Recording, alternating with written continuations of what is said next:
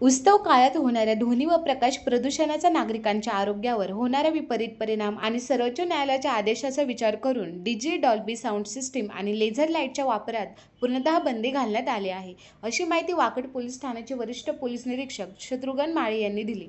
Wakad police ठाण्यात घेतलेल्या पत्रकार परिषदेत बोलताना त्यांनी सांगितले की या नियमाचे काटेकोर पालन सुनिश्चित करण्यासाठी वाकड पोलिसांकडून विशेष मोहीम राबवली जाणार आहे. बंदी घालण्यात आलेली साधने वापरताना कोणी आढळल्यास ती त्वरित जप्त केली जाणार असून संबंधित मंडळे किंवा व्यक्तींवर कठोर कारवाई केली जाईल. गणेशोत्सव, दहीहंडी हे धार्मिक व सांस्कृतिक सण असले तरी त्यामध्ये ध्वनी व प्रकाश प्रदूषणाचे प्रमाण वाढते, जे समाजासाठी घातक ठरू शकते, असे माळी यांनी सांगितले. सर्व सण उत्सवामध्ये हेच नियम लागू राहतील. नागरिकांनी पोलिसांना सहकार्य करावे, असे आवाहनही त्यांनी केले. येणारे जे आगामी आपले उत्सव आहेत, दहीहंडी, गणेशोत्सव, नंतर नवरात्र, याच्यामध्ये माननीय कोर्टाने सांगितलेलं आहे की कुठल्याही प्रकारचा डीजे, लेझर किरणांचा उपयोग करून ते वाद्य वगैरे वाजवायचे नाही आहेत. जे काय वाद्य आहेत ते पारंपरिक वाद्य वाजवायचे आहेत. जर कोणी डीजे आणि लेझर किरणांचा वापर करेल त्या मंडळांवरती आणि त्या म्युझिक सिस्टीमवाल्यावरती सक्त कारवाई करण्यात येईल.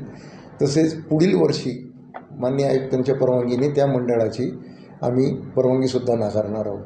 तसेच जे काय वाहतुकीला अडथळा निर्माण होईल अशा प्रकारे जे मंडळं करतील त्यांच्यावरही आम्ही कारवाई करणार आहोत. कारण आपल्या इथं पिंपरी चिंचवडमध्ये वाहतुकीचा खूप मोठा प्रश्न निर्माण झालेला आहे. तरी सगळ्या मंडळांना विनंती की त्यांनी त्यांचे स्वयंसेवक तिथं ठेवावेत, वाहतूक सुरळीत ठेवावी, जास्तीत जास्त कोणाला अडचण होणार नाही याची काळजी घ्यावी. अशा सणांमध्ये म्हणजे चोऱ्या वगैरे होण्याची शक्यता असते.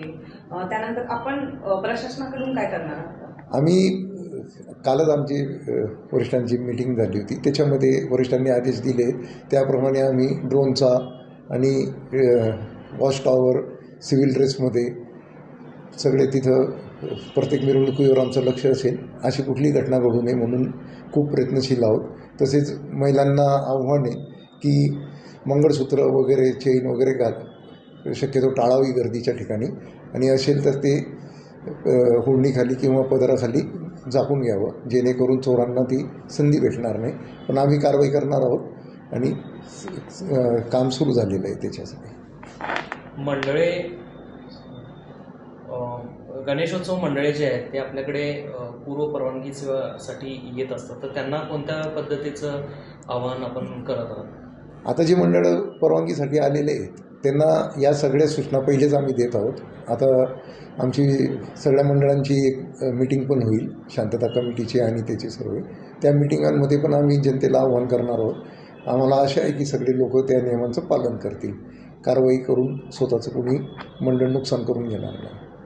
हे आपण आवाहन गणेशोत्सव मंडळांना करत असताना बऱ्याच वेळेला ते भावनिक पद्धतीनं घेतलं जातं आणि या सणांमध्येच असे उपदेश का केले जातात असा एक प्रश्न त्यांच्याकडून नेहमी विचारला जातो. तर त्याला आपण कशा पद्धतीने आता ही सुरुवात झालेली आहे.